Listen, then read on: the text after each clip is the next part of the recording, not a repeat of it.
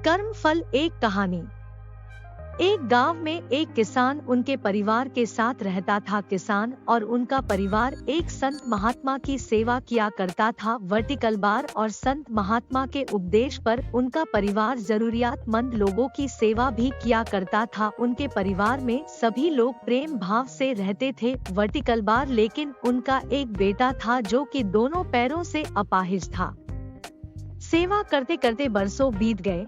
उसका परिवार कभी कभी यह भी सोचता था कि हम सब इतने प्रेम भाव से संत महात्मा और जरूरियातमंद लोगों की सेवा करते हैं, फिर भी हमारे परिवार में इस बच्चे के साथ ऐसा क्यों हुआ? इसका क्या दोष था जो वह अपाहिज है? एक दिन की बात है जब संत महात्मा का सत्संग चल रहा था। हजारों लाखों श्रद्धालुओं उस सत्संग में बैठे हुए थे। संत महात्मा ने अपने प्रवचन पूरा करने के बाद कहा कि इस पूरे प्रवचन के विषय में अभी भी किसी के मन में कोई शंका हो तो वे बताए। हजारों लाखों श्रद्धालुओं के बीच उस अपाहिज पुत्र के पिता ने संत महात्मा से एक सवाल किया कि हे महात्मा, हम सब निस्वार्थ भाव से जरूरियातमंद लोगों की सेवा करते हैं और हमारा पूरा परिवार अहिंसा के मार्ग पर चलता है, कभी भी किसी के बारे में बुरा नहीं सोचते हैं। फिर गुरु ने जवाब दिया, वैसे तो मैं यह बात नहीं बता सकता, फिर भी आपके मन में दुविधा है तो सुनो। यह जो बच्चा है जो दोनों टांगों से बेकार है, पिछले जन्म में एक किसान का बेटा था। रोज खेत में अपने पिता को दोपहर में भोजन का टिफिन खेत में देने जाया करता था। एक दिन उसकी माँ ने उसे दोपहर में 11 बजे खाना लगा कर दिया और कहा कि बेटा खाना खाकर पिताजी को टिफिन देकर आ। इसकी माँ ने खाना परोसकर थाली में रखा कि इतने में उसके किसी दोस्त ने आवाज लगाई तो यह खाना वही छोड़कर अपने दोस्त से बात करने बाहर चला गया। इतने में ही एक कुत्ता घर में घुस आया और उसने थाली में मुंह डाला और रोटी खाने लगा।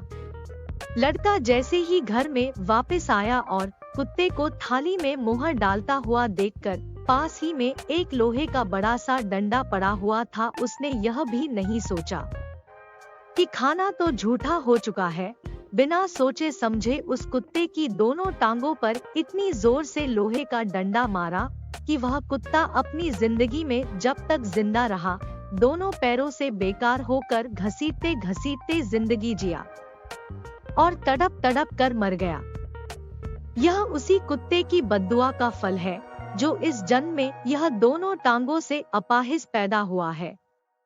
संत महात्मा ने कहा, पुत्र, इस संसार में इंसान को अपने अपने कर्मों का फल भुगतना ही पड़ता है।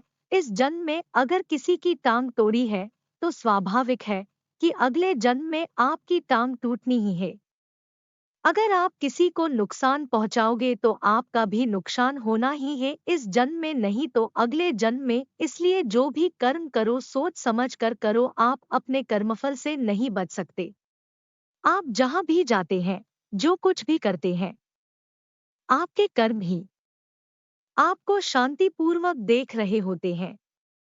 किसी भी दिन आपको आपके कर्म का फल पृथ्वी पर वहन करना ही होता है।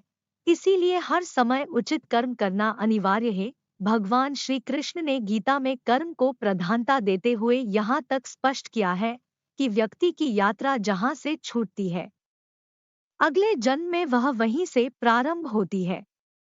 जो प्रकृति के नियमों का पालन करता है वह परमात्मा के करीब है। लेकिन ध्यान रहे, यदि परमात्मा भी मनुष्य के रूप में अवतरित होता है तो वह उन सारे नियमों का पालन करता है जो सामान्य मनुष्यों के लिए हैं। इस जन्म या अगले जन्म में हर बुरे भले कर्म का प्रतिफल निश्चित रूप से भोगना पड़ता है।